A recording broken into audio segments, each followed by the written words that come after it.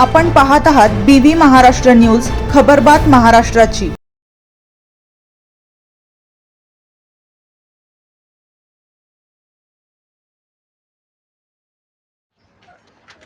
मुल्हेर किल्ला येथे महाशिवरात्री निमित्त विविध कार्यक्रमांचे आयोजन। अखंड महाराष्ट्राचे आराध्य दैवत छत्रपती शिवाजी महाराजांच्या पदस्पर्शाने पावन झालेल्या मुल्हेर किल्ल्याच्या मध्यभागी असलेले अतिप्राचीन सोमेश्वर मंदिरात मागील 100 वर्षापासून महाशिवरात्रीच्या निमित्ताने विविध कार्यक्रमांचे आयोजन नरकोड, जाखोड, मुंगसेपाडा, नवापाडा, विजयनगर, मुल्हेर व परिसरातील भाविकांच्या वतीने करण्यात येतात।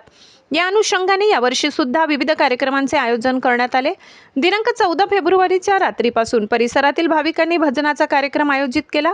रात्रभर भजन कार्यक्रम चालले। नंतर पहाटे महाअभिषेकचा कार्यक्रम भाविकांच्या वतीने करण्यात आला। पहाटे श्रीफळ, लाखो बेलपत्रे शिवलिंगावर भाविकांच्या वतीने अर्पण करण्यात आली।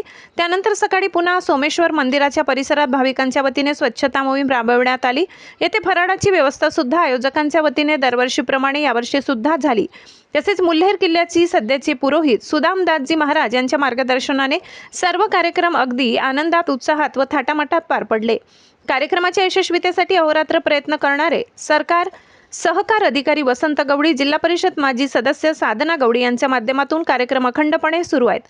या कार्यक्रमाच्या यशस्वीतेसाठी काशीनाथ सोनावणे, लक्ष्मण सोनावणे, चंदू पवार, पांडुरंग सोनावणे, काशीनाथ सोनावणे, तुळशीराम पवार, देवसिंग सोनावणे, राजाराम पवार, बापू सोनावणे, प्रभाकर पवार, उत्तम माळी, नारायण पवार, बापू महाजन, बंडू महाराज, सुनंदबाई सोनावणे, अनुषाबाई पवार, हिरूबाई सोनावणे, ताईबाई सोनावणे, जिजाबाई, नारायण शिवराम आदी भाविक अनेक वर्षांपासून आपली सेवा देत आहेत।